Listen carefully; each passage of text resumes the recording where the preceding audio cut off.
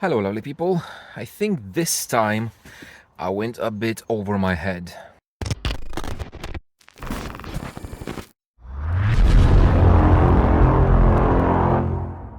So if you've seen previous video where I did a review of these Helix C5 drivers, shallow mount drivers, kind of mid-bass subwoofer combination, I need to install them. The thing is, like, if I'm gonna install them like this, inverted, I'm not sure how much output I'm gonna get because you can see there's a spider and there's basically no cone. So ideally, as all drivers, you should want them mounted properly normally. However, I have only 6.5 cutout. So for these one audio drivers, if you've seen again, like probably last month or so, I did like an adapter that I can mount them inverted. But for these, it's not gonna work. So I made these rings. It's like stack fab, whatever you call it, 2 MDF and 1 plywood just to screw it in, and it fits perfectly just like that. You can see it's totally flush. So now what I need to do, I need to remove these one audio drivers, I need to remove those 3D printed adapters and see if I can fit these 8-inch rings. Like on this side, probably I'm gonna fit them somehow. I don't know, I need to pull the carpet and everything. But on that side, oh, let me show you. Because on this side, it barely fits even with the adapters. You can see there's literally no space, so I'll have to cut this out. Probably I'll need to make this even shorter and maybe mount these rings a little bit lower than this driver actually is, just to bring it a bit down. However, I'm very, very concerned because you can see how much space I have here. So if I'm gonna put this one, I don't know. So I need to pull this one out. I think I'm going to start with this side because this one is going to be much more difficult than the other one. And I don't have much time today. So I'm going to pull this one out, and then see how can I fit this. And at the same time, I'm going to show you how my infinite baffle kicks are done. Okay, pull the driver out. Pull this adapter ring out. This is how much space I have. Before that, I want to show you a direct comparison between one audio and the Helix. You can see that's the mounting depth. You can see the Helix is much slimmer than one audio, and it is a bit, the outer basket, it is a bit smaller because this one, it fits in this one. However, the one audio doesn't. Okay, if I'm gonna turn it around, you can see there's a gap. So it doesn't really fit. So the one audio, it is slightly bigger than this and deeper as well, because this one you can see it is deeper. And this one fits perfectly. So now I need to think, how should I put this one in there? Because, so, kicks. There is a hole over there. There is another hole over there that goes behind the wheel, like everybody else does. And these wires, so some of them I had to cut and reroute because from factory here, I had a plug, a big massive plug that you could disconnect these wires. So not all of them, but some of these wires I had to resolder just to have them. So this is basically, everybody's complaining about this, that, oh, you have loads of wires in there. Hello, meow. You have loads of wires in there and you need to, I cannot put anything in there. Yes, you can. You just need to resolder all of these wires and then you're going to be solid. So now I need to pull this one out because if I'm going to try to put this one like this, I don't know how to bloody show you. There's literally no space. This one is in the way. So this is the bonnet latch or whatever you call it. So I did shorten it a little bit. So I will need to cut it even more and just have it literally just like that. Without this, I could somehow mount it probably a little bit closer than this, and I will still have some space for the pedal like that. So I think I could squeeze it. If I'm going to remove that ring, if I'm going to remove that, I could squeeze it a bit more, and potentially I might use only 2 rings instead of 3 because it will go much deeper inside like the actual driver. If I'm going to take this one, I don't know if I will be able to put it in there.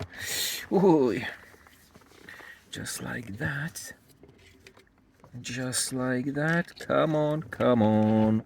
There we go. Yeah, something like this. So I will have plenty of space in there, and even I can put the grill in there. But yeah, now I just need to cut all of this out, remove this ring, because this ring is bolted to the metal with bolts. I have them from, 4 bolts, and then body filler in all the gaps. And then we'll see how this ring is gonna fit in there. There we go, just to show you. The ring is coming out just like that. So bolts 1, 2, I already removed another 2, so 4 bolts. All of this was filling in the gaps. Now I have a bit more space. There we go. All of this. Need to remove that one. There we go. Yeah, so that's the hole. It is quite big. You can see it's almost like a 6-inch driver, which is fine. Now just a little bit cut all around this one to have more space, and then we'll see how can fit that wooden ring. Okay, test fit. So this is, yes, I need to cut it because it does push on the surround. Now you can see over there I can gouge out quite a lot and push the whole thing back because there's space between the magnets. Let me zoom in. You can see there is some space over there between the magnet and the metal, and I need to gouge out as well over there, that very corner, just the MDF. But even with this, I still have enough space for the pedal. You can see, if I'm gonna remove the wires, there we go, there's plenty space for the pedal, but I can push it even more. So I'm very happy that I can fit these 8s, and this is just, I will need to somehow fill it up with fiber fill or something, it doesn't matter. But yeah, I'm happy that I can fit these. Okay, I am so surprised. I can put them like this, so they go all the way in there. I do have some sticking out here, but it's, I'm gonna build it up. Inside, you can see here, there's still some space between the metal and this. I might put some foam, but no, I should be fine. But I have so much space. Oh my God, look. This is like 2 inches between this. This is not bothering at all. I can screw it in. Man, it's so good. So let me just remove it very quickly, just like that. Just for you to show all of this that I had to do like that. So yeah, remove this. Now I just need to build it up. I have this screw, which is very good, that is holding, it's not falling down. It's kind of perfect, just like that. It goes in there like a puzzle. There we go.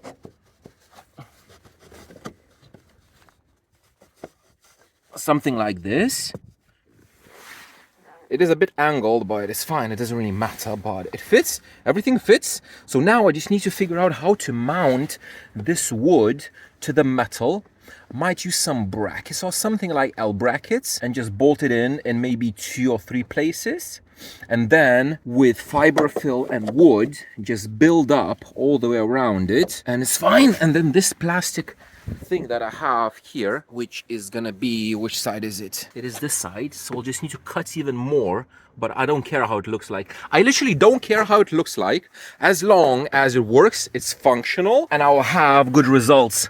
So yeah, something like this. So little brackets, 2 little brackets just to hold it in place, bolts. So I drilled a 4mm hole, I tapped it with M5. That's a tap, so I don't need any nuts or anything. Goes in. So let me put it and show you how it looks like. There we go. That's with the bolts in. One there, one over there.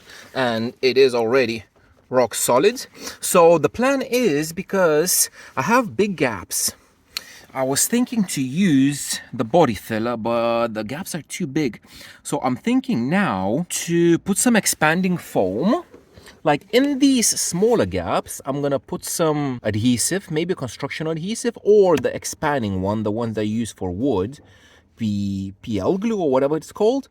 And for the big gaps, especially for this one, expanding foam. Then from inside, I can maybe put a layer of body filler. But yeah, the problem is now that I don't have expanding foam. So I think I'm gonna take these rings out, I'm gonna paint them black. And while they're drying, I'm going to go to the shop and buy some expanding foam, because I think it might be that for the other side, it might be a very similar situation. But this is very cool. One final test fit just to make sure that nothing is. There we go. There we go. Nothing is touching. Everything is perfect. And I have plenty of space. Yes! Success! Okay, I got my foam. However, I was driving and I was looking at it. So I think I'm going to change some stuff. I almost done, but because this, when you close the door, actually I'm going to show you. When you close the door, this is extremely close to the door speaker, and I know that in the doors I have problems at 150 hertz, and even with IB6.5s that I had before, even with the One Audio, I had a problem, slight problem, not as pronounced, but it was still a problem at 150. So I'm thinking, if I'm gonna try and push this as far back as I can, just like that, because I have loads of space over there, so I can literally fit it even like something like this, not as pronounced, but if I'm gonna cut that MLV over there, I'm gonna push it much more into there. It's gonna be a bit more on axis, however, it's gonna be a little bit more deeper in the kick rather than like this. So, change of plans. I need to a little bit redo everything. I need to cut this one and try to mold it as well. I still do have another 2 spare MDF rings in case I would need them, but yeah, I'm gonna redo it a little bit. So what I did, I just took a spare MDF ring that I have, removed that one, and it fits. There's very little space at the bottom. I'm gonna remove it here. This part, it's kind of almost touching the magnet, so I used primitive force just to bang that thing in, and it fits. So again, I just need to now, because I like it when it's a bit more deeper in there, just like that. So hopefully I'm gonna get a little bit better response, and it's still loads of space, probably even more space than I had before. So yeah, I think I'm gonna use a single ring, foam it in, and just hope for the best. Okay, I like this much more. So I had 3 mounting points, one over there, one here, and one here behind these wires. Now I can route these wires through this side rather than through there. And just to put the speaker in, just to show you, there we go. No obstructions, no nothing. Fits like a glove. Stay. Perfect. And now it is a bit more deeper in the kick compared to what it was before. I still can put the grills on, and I still have a lot of space for the pedal. So I'm very happy with the results. Now I just need to paint it black. Actually, I don't know if I should paint it at all, because you won't be able to see it anyway. Probably I'm not going to even bother. I'm just going to put some spray foam in the gaps, wait until it's cured, and maybe then paint. But yeah, almost done. There we go. I know it looks super messy, but it's supposed to be like that, because I want all the gaps to be filled. So then I'm just going to cut everything out. All the cavities are filled. Then when I'm going to scrape everything out, I'm gonna put a small layer of body filler or something, just to make sure that all the pores and everything is totally closed, and there's gonna be 0 gaps at all. So that's it for this one. I just put a wire because I'm gonna forget to put the wire. And I think I'm gonna start with the other side. Other side should be easier. I just need to cut some carpet and stuff, and it should fit as it is, because it is totally flat. So I think I'm gonna use all of this. But yeah, one side is done. For those that didn't see, this is my other side. That's the mesh and the 6.5 ring. So now I just need to make a bit more space. Cut that, remove everything. I might leave this ring on because I don't think it's gonna be in the way, because that H-inch is just gonna go on top, and there's gonna be plenty of space, so I might not remove it at all. So I'm just trying to fit this, and this fits like a glove. Perfect over the top. So what I'm gonna do, I'm gonna utilize these bolts, and I'm gonna make L brackets to the actual ring, and I'm just gonna bolt it in like that, and just fill in the gaps with maybe foam or something, and that's it. This is gonna be easy. This is literally 10 minutes work. There we go. 4 brackets. 1, 2, 3, 4. And just to show you, just like that, so I don't have to redo literally anything. Is gonna be fast and easy. Put this one in, just double check. that. Yeah, those brackets are not in the way at all. So yeah, this is very, very easy. This side much easier. That one is still expanding. That will need some work, but here just around it, plop it in, and it's gonna be good to go. And that's it. Quick and dirty, very dirty, but it is what it is. So yeah, I just need to wait until it's gonna harden, chop off the excess foam, and that's it. I know it looks, oh my gosh, it looks very, very dodgy. However, this, like, replacement of this took me maybe 3-4 hours.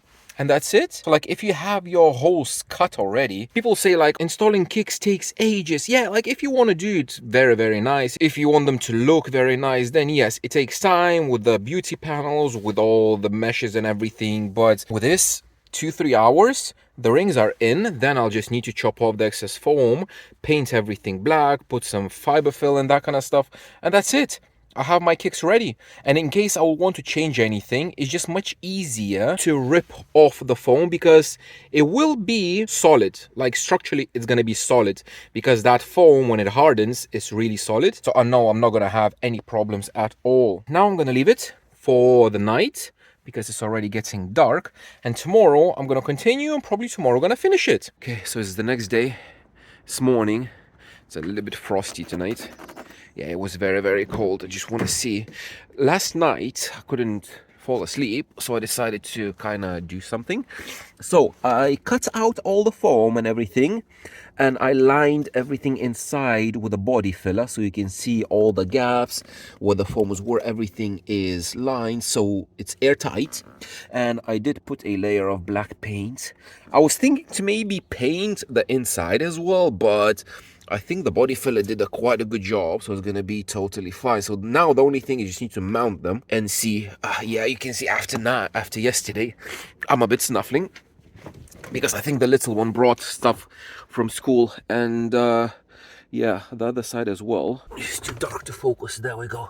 The other side looks like that. There's a layer of body filler, exactly the same as on the other side. Now I just need to make sure that the carpets fit back, because the carpets are not going to fit. Probably I'll need to cut them. There we go. The carpet is trimmed. Routed these. I just need to make them a bit tidier. But now I want to put these. So if I'm going to put this one, the actual ring, it is bigger. Slightly bigger than my wooden ring. And these screws are not going to fit in there. However, I still want to use this one. So what I'm going to do is I'm going to put this on. And you can see there's a little lip like at the end. So I'm gonna take a washer just like that and a screw just like that. And if I'm gonna use washers all over the place, this actual grill is gonna be clamped to the driver, and I won't have to use this plastic trim, so it's going to be smaller and it's still going to be protected and everything. So yeah, I'm going to use this. Now I'm just going to put some gasket, drill some pilot holes, and I can mount it. I think this is the first time ever that everything is going according to plan and nothing is going wrong. So yeah, everything is perfect. This grill is rock solid. Nothing is moving. Everything is like it should be. Nice. One side done. I'll just need to put the plastic panel in, tidy up these as I mentioned, the other side, and that's it. That's it. All done. I cannot believe how good it went. So that's one over there. It looks so good. And that's the other one on this side. So this one, probably I'm going to leave the plastic there just for protection. And look how much space I have. The driver is there. And oh my gosh, I'm so happy. So now, obviously, everybody wants to know, how do they measure? And this, we're going to leave it for the next week. Nah, I'm joking. I cannot do this with you. If you stayed through all this install and you watched everything, you deserve to know how they measure. So let me bring my laptop. Let's measure it. I'm going to show you in the laptop how it looks like. Okay, measurements. So this is my one audio as I had before. You can see left and right, and they're slightly different. So let's have a look. Left side, one audio versus Helix. So the Helix, obviously we have more low end, below like 70. It's close to 5 dB more low end, and it does roll off slightly sooner, and that's expected. And on Helix here we have at this 800 hertz where we saw the cone breakup, even the near field measurement, so it does pop up, and this will need taming even if it's going to be in the crossover region. But from this, I'm gaining 5 dB at the low end and losing maybe 2-3 dB at the top, so it will need a slightly different crossover, but everything else is the same. And One Audio, you can see it plays much higher than the Helix, as I mentioned in the review. Now, it's totally not an issue because they will be crossed at like 180, 200 hertz, so that's fine. I have something here, I'm not sure why this appears. Maybe there's some kind of a resonance or something. I'll need to double check because the One Audio didn't have anything there. But yeah, more low end as expected. On the right side, we have a very similar situation where below 70, we have plus 5, plus 6 dB more low end. As I mentioned, compared to One Audio, this driver is slightly more towards the back because One Audio was a bit further, just literally maybe an inch or so. But that inch, I guess it gives a little bit better loading because on the left side we saw only 5 dB and here we have 6-7 dB of low end. And this cancellation, so 150. This cancellation was in the doors. In the doors, it's a massive one. So with One Audio, I had it at 139, 138. With the Helix, is slightly lower, 133, but it's 1 dB smaller, the cancellation itself, which is a bonus. And then if I'm gonna have a look at left and right, both of them look very similar. Yes, we have some stuff here, but nothing that you cannot fix with EQ. But yeah, they play very low. Like this is without crossovers, with no EQ, nothing.